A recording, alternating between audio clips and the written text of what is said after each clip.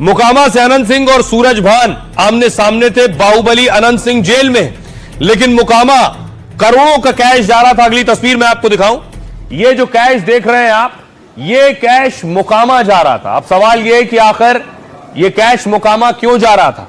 क्या ये सिर्फ एक ब्रीफकेस है जो मोकामा जा रहा था, या ऐसे और ब्रीफकेस मोकामा जा चुके थे? और कितना पैसा मोकामा में झोंका गया है, अब यह पुलिस के लिए तफ्तीश का विषय है। देखिए, मोकामा की लड़ाई पहले से ही दिलचस्प है और अब उसमें पैसा भी आ गया है। मोकामा में वोटिंग के बीच 1 करोड़ कैश बरामद हुआ है। गोरखपुर से बिहार के मोकामा यह कैश ले जाया जा रहा था। गोरखपुर में वैशाली एक्सप्रेस से इसे ले जाने की तैयारी थी। एक अटैची में नोटों के बंडल रखे गए। पुलिस ने चेकिंग के दौरान संदिग्ध को दबोचा है। पुलिस आरोपी से लगातार पूछताछ कर रही है और इस कैश का मोकामा चुनाव से कनेक्शन खंगाला जा रहा है। गिरफ्तार आरोपी का नाम मुकुंद माधव है। वो पटना जिले के मोकामा इलाके का ही रहने वाला है। मोकामा में 2 बाहुबलियों के बीच लड़ाई हो रही। अनंत सिंह का मुकाबला सूरज भान की पत्नी से।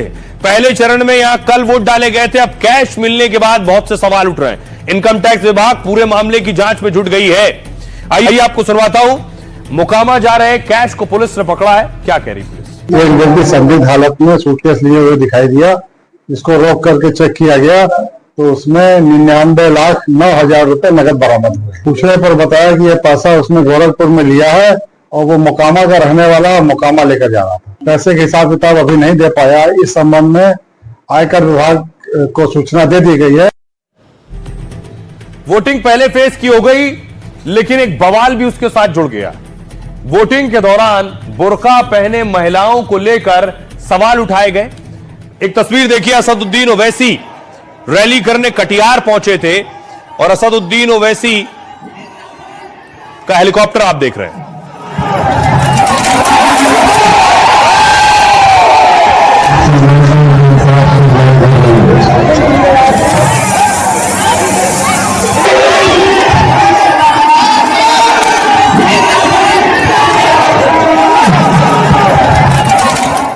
दरअसल बुर्के को लेकर गिरिराज सिंह और अबू आजमी आमने सामने।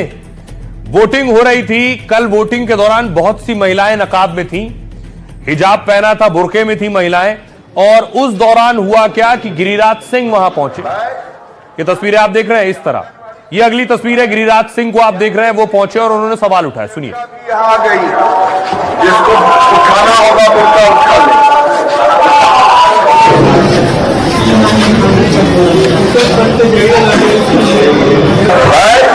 यहाँ देख लीजिए, आंगनबाड़ी सेविका भी यहाँ आ गई, जिसको उठाना होगा बुर्का उठा ले।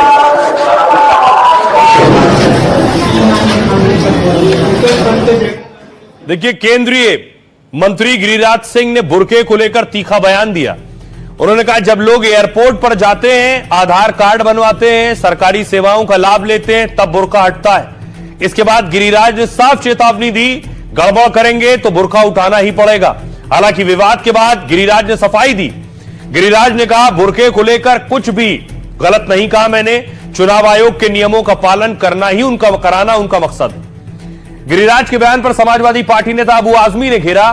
देश में सबकी अपनी अपनी आस्था और विश्वास है। गिरिराज सिंह जहरीले बयान देते हैं, फिर भी उनके खिलाफ कोई कार्रवाई नहीं होती है। इस तरह के बेतुके बयान लोगों को बांटने के लिए दिए जा रहे हैं। देश में जो भी बुर्का पहनना चाहे उसे ऐसा करने का अधिकार है। जहां पहचान के लिए बुर्का उठाना जरूरी होगा, वहां पहचान जरूर की जाएगी। आइए अब आपको सुनवाता हूं, सुनिए जरा गिरिराज सिंह क्या कुछ कह रहे हैं और अबू आजमी क्या कह रहे हैं। चुनाव आयोग ने व्यवस्था दी है, जिसको बुर्का से नाराजगी है तो कानून का राज है। चुनाव आयोग ने कानून बनाया है कि जिसको आपत्ति होगी वो बुर्का दिखा उठा करके। आधार कार्ड बनाने जाती है, वहां कोई शरिया कानून नहीं। रिजर्वेशन के लिए जाती है, कोई शरिया कानून नहीं। एयरपोर्ट जाती है, कोई शरिया कानून नहीं। मुल्लाओं को यही दिखता है शरिया कानून। ये देश सुंदर है, ये हिंदू मुस्लिम सिख भाई सबका है, सबकी अपनी अपनी आस्था है। गिरिराज सिंह रोजाना खबर सुनते हैं और ये उनके कोई कार्रवाई नहीं होती है। इस तरह की बातें करना, बेहुदा बातें करना समझता हूँ सिर्फ प्रोग्रेस करने के, लोगों को खुश करने के लिए किया जा रहा है। इस देश में जिसको बुर्का पहनना वो पहनेगा, और जहाँ बुर्का उठा कर देखना है वहाँ देखा भी जा रहा है। इलेक्शन कमीशन में जाते हैं, इलेक्शन करने जाते हैं, वहाँ देखा जाता है, कहीं जाते हैं फोटो खिंचाने, वहाँ देखा जाता है। और ऐसे लोगों के ऊपर ना जो हेट स्पीचेस का जो कहा है सुप्रीम कोर्ट ने, सो फोटो वो नहीं दिए। तो पहला फेज खत्म हो गया, अब सियासतदान दूसरे फेज की लड़ाई में लग गए हैं। सबसे पहले देखिए जरा, प्रधानमंत्री नरेंद्र मोदी दूसरे चरण के चुनाव के लिए धुआंधार प्रचार कर रहे हैं। पीएम मोदी आज कई रैलियां कर रहे थे, कैमूर में भी थे और औरंगाबाद में भी थे।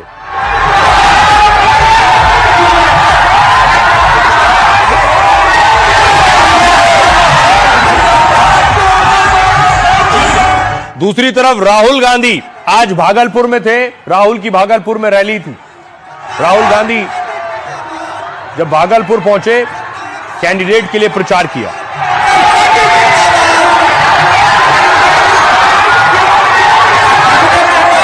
दूसरी तरफ गृह मंत्री भी धुआंधार कैंपेन कर रहे हैं, बड़ा रोड शो था। यह तस्वीर आप देख रहे हैं भागलपुर की। भागलपुर में अमित शाह ने कैंपेन किया।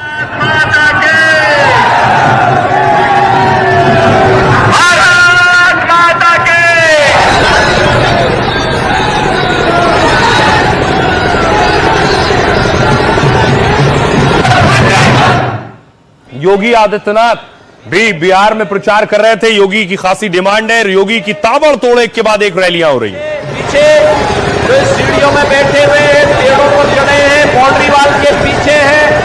फील्ड कम पड़ गया है, मैं जानता हूं फील्ड कम पड़ गया है, पीछे भी है, मैं तो देख ही रहा हूं सब बात। और पेड़ के ऊपर भी जो लोग चढ़े हैं, सभी लोगों को मैं देख रहा हूं। एनडीए की सरकार बनानी है ना, सभी लोग सहमत हैं ना, तो मेरे साथ बोलेंगे भारत माता की, भारत माता की। जो ये लोग लालटेन लेकर के आज फिर आए हैं, ये लालटेन नहीं, ये डकैती डालने का एक सर्टिफिकेट था इनके लिए, डकैती डालने का सर्टिफिकेट। ये वही लोग हैं लालटेन की धुंधली लाइट में बिहार में जातीय संघर्ष करवाया था। यानी 5 के पहले इन्होंने चारा हजम किया और अब आए हैं आपके राशन को हजम करने के लिए। तो पहले चरण के बाद दूसरे चरण में सियासी तीर और तीखे और पैने हो रहे हैं। देखिए, प्रधानमंत्री नरेंद्र मोदी ने कहा बिहार में दूसरे चरण के लिए घमासान तेज है। 11 नवंबर को 20 जिलों की 122 सीटों पर वोट डाले जाएंगे। दूसरे चरण के लिए आज धुआंधार प्रचार भी हुआ है। पीएम मोदी ने औरंगाबाद की रैली में आरजेडी को घेरा है। रोजगार के मुद्दे पर तेजस्वी पर सीधा हमला बोला। ये लोग जमानत पर बाहर हैं, ये रोजगार नहीं दे सकते हैं। पहले चुनाव में बूथ लूटे जाते थे, गोलियां चलती थी। मोदी ने एक बार फिर जंगलराज पर आरजेडी को घेरा। भागलपुर की रैली में राहुल का मोदी नीतीश पर हमला था। बिहार को हिंदुस्तान का मजदूर बना दिया है, हमारी सरकार बिहार में फैक्ट्रियां लगाएगी। राहुल ने एक बार फिर वोट चोरी का आरोप लगाया कि हरियाणा की सरकार वोट चोरी से बनी है। गृह मंत्री अमित शाह ने भागलपुर दंगे का जिक्र किया। शहाबुद्दीन के बेटे ओसामा को लेकर आरजेडी को घेरा है। अगर ओसामा जीतेगा तो भागलपुर में दंगे होंगे, अगर बीजेपी जीतेगी तो भागलपुर में विकास होगा। सीएम योगी ने आरजेडी कांग्रेस पर जमकर निशाना साधा। आरजेडी शासन में 60 से ज्यादा नरसंहार हुए थे, 30,000 से ज्यादा लोगों का अपहरण हुआ था। इनका लालटेन डकैती का एक साधन था। इन्होंने लालटेन का तेल भी लूटा था, बिहार में अंधेरा किया था। तेजस्वी ने एनडीटीवी से खास बातचीत में बड़ा दावा किया। बिहार की महिलाओं ने एक तरफा मन बना रखा है, तभी तो चुनाव से पहले महिलाओं को 10,000 रिश्वत दी गई है। अगर डर नहीं होता तो 10,000 की रिश्वत क्यों देते? सुनिए जरा क्या कुछ कह रहे हैं सियासतदान। हमने जंगल राज का वो दौर भी देखा है जब बूथ लूटे जाते थे, मतदान के दिन गोलियां चलती थी, बम फटते थे, खून की नदियां बहाई जाती थी, गरीबों, दलितों, पिछड़ों की आवाज कुचल दी जाती थी। मैं चुनाव आयोग को बधाई दूंगा कि प्रथम चरण के चुनाव इतने अच्छे तरीके से संपन्न कराए हैं।